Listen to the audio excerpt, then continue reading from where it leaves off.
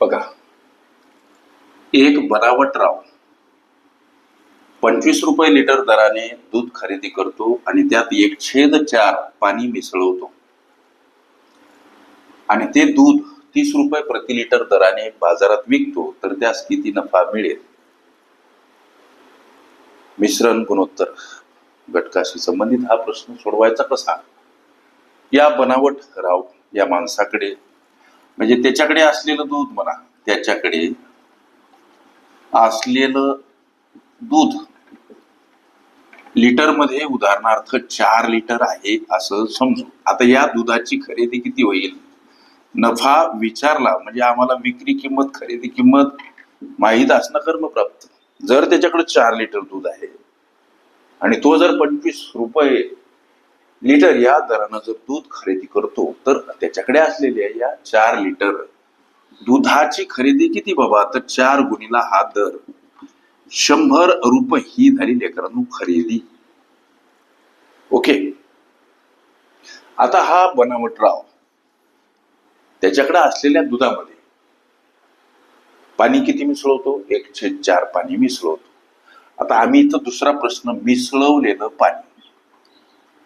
मिसळवलेलं पाणी किती बाबा हा प्रश्न. त्याच्याकडे असलेलं दूध 4 लिटर, पाणी 1/4 मिसळवतो. लेकरांनो गोष्टी लक्षात घ्या, म्हणजे या 4 ला 4 झालास 1 लिटर पाणी मिसळवलं.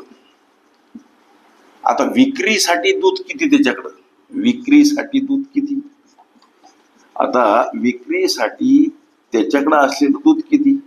4 लिटर दूध, त्याच्यात मिसळवलेलं 1 लिटर पाणी, 5 लिटर हे त्याच्याकडे आता विक्रीसाठी दूध आहे. आणि तो विकतो कसं हे मिश्रण? तर 30 रुपये प्रति लिटर दराने. मग त्याची होणारी एकूण विक्री सुद्धा आम्ही या दर्शवल्या वर्णनावरून काढू शकतो.